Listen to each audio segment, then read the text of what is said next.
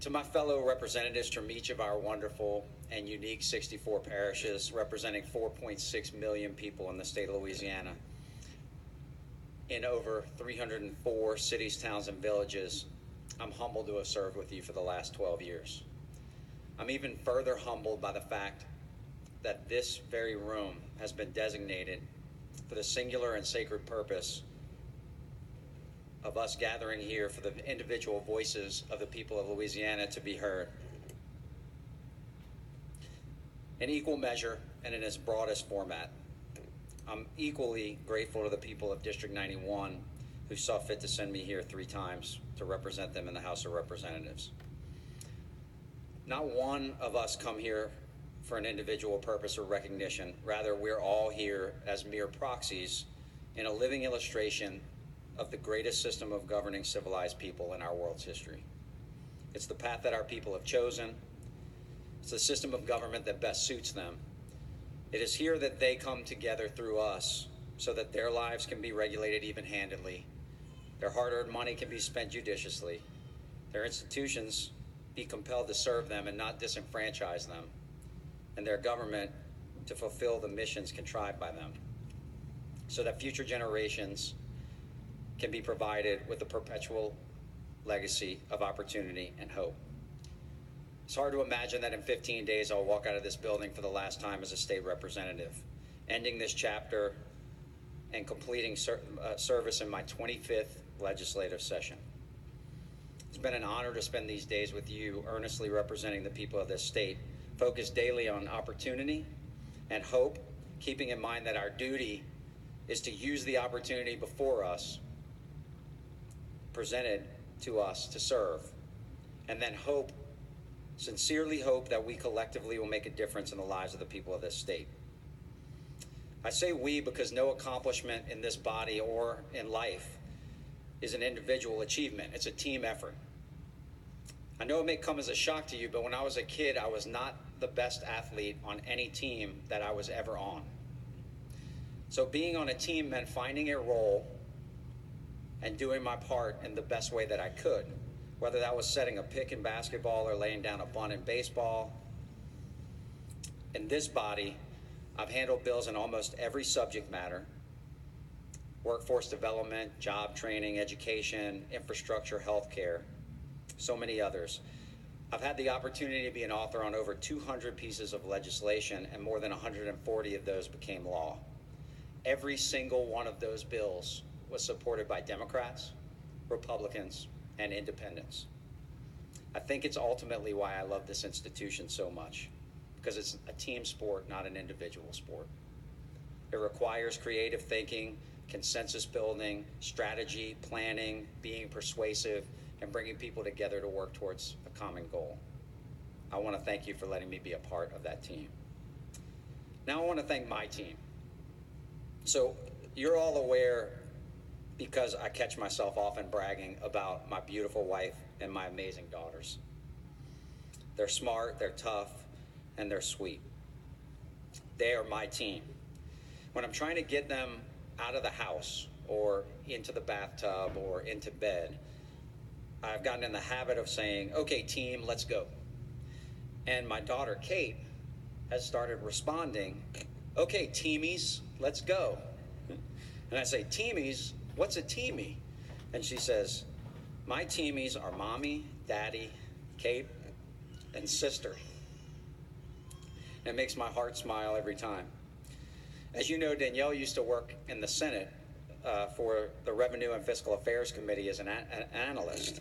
And we met when I came up here for orientation in December of 2007, on the very same day that I met many of you. Pat, you and Rhonda were there at that dinner where we met. She taught me so much about this building and about the way that things work and the way that things got done. We became very close friends very quickly, and as the years went on, it became so much more. I also came to understand how incredibly hard the staff of this chamber and the Senate work to make sure that we can do the things that we do. When Danielle and I got married, she had my wedding ring engraved with 2 things. The first is our wedding anniversary. Thank you, honey. That was brilliant. The second was the slogan, "On your team always." And I'm not sure where that came from, but when I saw it for the first time, I knew that she understood how I saw myself and how I see the world. We all know the saying that there's no I in team, right? Well, there is an I in Danielle. She is the heart and soul of our team. And as with the very best teammates, she picks up the slack and carries more than her fair share all the time. If I'm a role player, then she's the superstar. Over the past 12 years, we've started and grown a family. We've moved twice, both times within the district. And this place has been a huge part of it. Danielle, thank you for letting me be on your team, and thank you for our two newest teammates. You, Kate and Caroline, are my inspiration. I love you more than anything in the world and more than I can ever say.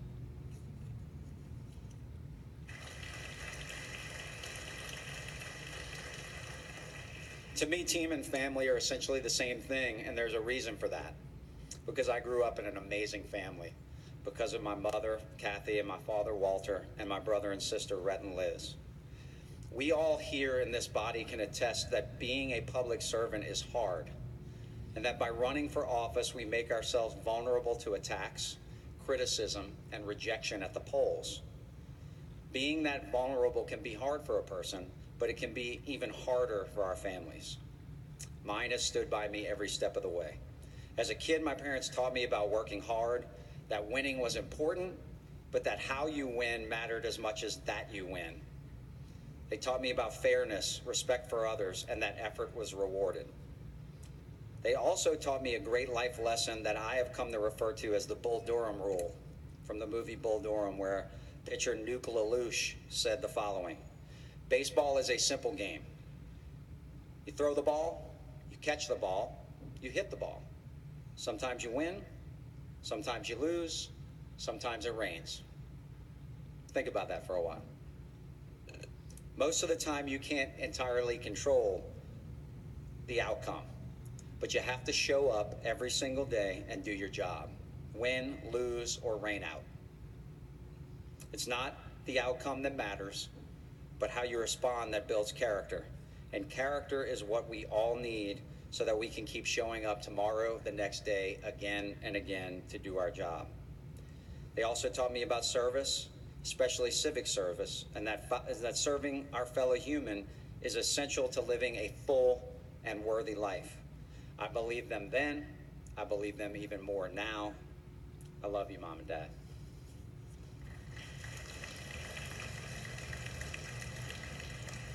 Thank you for all the sacrifices that you made to make sure that we had every opportunity provided to us. To Mike and KC, to Rhett and Dana, to Liz and Jeff, and to all the nephews at home, I love you too, and I appreciate you always having my back. I also want to thank my in-laws, Jerry Dwaron and Vicky Lark, as well as all the Dwarons, Oquens, and Odimons. They've always had Danielle's back, and as long as I've known them, they've had mine too. You're great parents, amazing grandparents, and I love you both. Now, how about this part-time job? Many people would say that I'm a part-time legislator and a part-time lawyer, and so however, we all recognize that most of us have at least two full-time jobs. So I want to thank my law firm, Leger and Shaw, my father, Walter, and Frank Shaw, as well as everyone else that works at our law firm. They have made my service possible and picked up the slack when I couldn't be there, and they're a huge part of me being able to serve in this body. I've also had the great opportunity to have two amazing legislative aides, one who had much more experience than me at the outset. She's now retired. Her name is Brenda Landry. She really raised me as a legislator. She's helped countless people in the district and across the state and made me look a lot better than I ever deserved to. Since she retired, I've been blessed to work with both Marcel Bolio and Alice Glenn, who work in the law office and also my legislative office. They too are amazing people, incredible servants to the people of our district and to the state. They keep me on target as best they can. I want to thank you both for your friendship and for all the work that you've done. Kim Dodd, what can I say? Kim's one of a kind. She's worked in the Speaker Pro Tem's office for several years now. She's worked for the Speaker of the House, the Senate, the Governor, the Division of Administration. She has served this state for nearly 30 years. She literally started working here when she was 3 years old. She knows everything about state government and this Capitol, and if she doesn't know it, she can find out the answer in less than 5 minutes. Her experience, brains, kindness, and management skills are unmatched. She, like Marcel Ellis and Brenda, deserve immense credit for everything that I've ever been able to accomplish here. Thank you, Kim. You're a dear friend and an amazing person.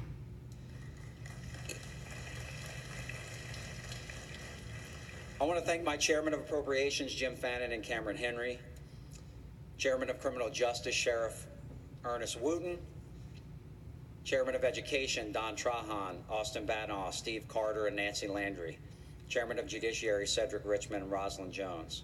I want to thank the entire Orleans delegation, past and present, and I specifically want to thank my Senator Karen Carter Peterson.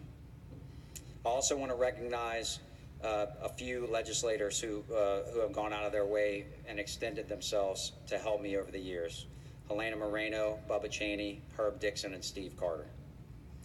And I also want to reference two people that unfortunately are no longer with us but made a huge impact on my life, and that's former Representatives Reed Henderson and former Representative Avon Honey.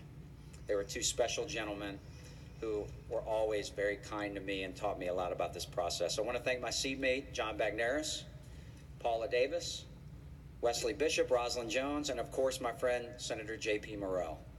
You all know J.P. He can be volatile. True story. J.P. Morrell once flipped a glass-top table in the members' lounge over when he was arguing with me about a bill. He later apologized for this outburst, but not for his position on the bill. So like I say, like the world's most interesting man says, we don't disagree often, but when we do, JP flips over a table. He's one of the brightest legislators with the best political mind and political instincts that I have ever known. We've been friends since college and went to law school together. He's one of the most loyal and talented friends that I've ever had. He's family. Back in 2008, when J.P. Morrell and I came up here, our friend Jody Montalero, who helped us both get elected and coined the phrase laissez-les bon temps léger on a megaphone at an election day rally, came with us. Jody had been at a law firm but was looking for something new. When we arrived at this Capitol together for Inauguration Day in 2008, we were much younger and a little awestruck. But by the time he left that day, he had a job with the governor. 12 years later, we've all gotten married. We've all been a part of each other's weddings. We've all started families. And now there are 8 children between the 3 of us, 5 boys and 3 girls. JP became a senator and the chairman of Revenue and Fiscal Affairs. Jody did a dozen jobs with the governor and, as you know, became a big-time lobbyist. And I'm honored to have been your Speaker Pro Tem for the last 8 years. We've come a long way. You'll always be family to me. I'll miss not working in the same building as you two. Maybe we can do it again sometime. Butch Spear, you're one of a kind. I want to thank you for all of our conversations, whether we agreed or disagreed, and we probably had a couple of those just today. I want to thank Smoke. Smoke, you've been a great friend to me in this building and outside of the building. You and your Sergeant at Arms have gone above and beyond to provide service to the people of this body, and all that starts at the top, so thank you. I want to thank a bunch of people as quickly as I can because I know this is going on, but I want to thank Greg Riley, Navonda Reed Dobard, Zarin James, Michelle Fontenot, Brian Vincent, Robert Singletary, Tina Righteous, Kelly Fogelman, Trish Lowry, Mark Mahaffey, Drew Murray, Sue King, Tyler McLeod, Allison Pryor, Alexis Norman, Patrick Goldsmith, Chris Keaton, Daniel Wagaspack, Chaz Nichols, Annie Smith, Tim Mathis, Chris Henry, Nancy Jolly, and Elizabeth Bournet. I know I may have missed a few, but these people are incredible public servants who have drafted legislation with me over the years and worked on amendments and bills You are all fantastic, dedicated leaders who do the finest job for all of us in a difficult environment, in a nonpartisan way, and in an enormous time crunch. You're amazing. I want to thank Governor Jindal and his whole staff. And I want to give special thanks to Governor John Bel Edwards, who's one of the finest gentlemen that I've ever known. No offense to anyone here, but he's one of the best legislators that I ever had the privilege to serve with. And someone that I know has the people in his heart and on his mind at all times. I want to thank his entire office and staff, especially Matthew Block and Tina Vanichagorn. I want to thank the Division of Administration, Jay Darden, Barbara Goodson, and the whole team. I want to thank the dozens of secretaries and of various executive departments who are always there to help a constituent or help make something happen to better the lives of people in this state. And I want to thank all state employees everywhere. I want to thank you, Mr. Speaker, Speaker Barra. Thank you for your service. I want to thank your whole office, Cindy Mancuso, Brenda Ellington, Stephanie Duran, Walter. You're all amazing people. I truly don't know how you are able to serve 105 people and make us all feel like you're always working to do something just for us. It's unbelievable. I have no idea how you do it. I've mentioned this to some of you over the years, that every time I walk up to this microphone, I say a small silent prayer to myself. I say, thank you, God, for the privilege of being able to speak from this podium. Please help me to express myself clearly and to share my thoughts candidly and effectively.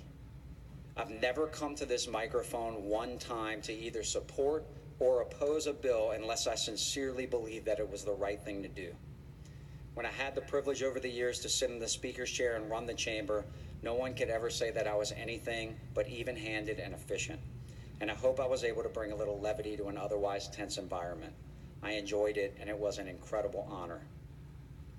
For one moment, as I wrap up, I want to ask you a favor. If you would just close your eyes with me for a moment and imagine what it felt like the first time that you approached this building, having been given the opportunity to serve the constituents of your district. I remember it. It was glorious. I can still see the bright lit up Capitol on the night before I was sworn in as I drove up I-110 towards this building. It glowed. Imagine the way that it feels to walk into this building from the heat and the humidity into the cold air conditioning. The noise in the rotunda, the students visiting, the tours being given, the lobbyists lobbying, the awe-inspiring chamber that we work in. Imagine what it's like every time you walk into this chamber and you see your colleagues and you get a handshake, a nod, a good morning, a good afternoon, a fist bump, a hello from the sergeant at arms or the clerk staff. Imagine walking to committee and all the hustle and bustle of the halls and the committee rooms, the noises, the smells, the lobbyists, the citizens, the incredible staff that's working on amendments before committee starts and handing out documents and bill folders so that we can do our work in that committee. The bills will get presented, the red and green cards will get filed. Hundreds of questions will be asked, opponents, proponents, amendments, and then to the floor, hundreds of little notes, visiting festival queens, organizations of all stripes, high school sports teams. We've honored thousands of people and organizations over the last 12 years. It's impossible to remember it all. This whole process in which we briefly walked through just now is simply remarkable. Now imagine that all of that is about to no longer be a part of your daily life. It leaves a hole. I will miss it, and I will miss you all. Though this room is magnificent, it'll never be confused with the Coliseum, and we're not gladiators fighting in the lion's den, though it sometimes feels that way. But our job requires bravery and courage nonetheless. I will always contend that it takes courage to be vulnerable, and running for office makes you vulnerable. But a few of us crazies do it anyway, because we ultimately believe that we can make a difference. Voting on important issues makes us vulnerable, but it was what we signed up to do, and so we press the green or the red button, and we and our constituents live with the consequences. Coming to this very podium makes us vulnerable to attack, to criticism, to rejection, to questions by Barbara Norton. But we come to this podium nonetheless, because we believe, as Teddy Roosevelt so eloquently said, that it's not the critic who counts, That's not the man who points out how the strong man stumbles or where the doer of deeds could have done them better. The credit belongs to the man who is actually in the arena, whose face is marred by dust and sweat and blood, who strives valiantly, who errs, who comes up short again and again, because there is no effort without error and shortcoming, but who does actually strive to do the deeds, who knows great enthusiasms, the great devotions, who spends himself in a worthy cause, who at the best knows in the end the triumph of high achievement, and who at the worst, if he fails, at least fails while daring greatly, so that his place shall never be with those cold and timid souls who neither know victory nor defeat. So thank you for being in the arena and daring greatly. Please continue to do so. We need you. Please forget the bad days and remember the good days. Please forget the no votes and remember the yes votes. To each and every one of you who works in this building, including the many governmental affairs of professionals, I truly wish that I could recall each act of kindness that you've extended to me, each vote that you've given me, each encouraging word that you've shared with me, so that I could adequately express to you the full measure of my gratitude, but I simply can't count that high. Suffice it to say that this has been the honor of my life, and that the countless small acts of kindness have filled up my heart, and I will forever cherish our shared opportunity to serve the people of this great state together. Thank you.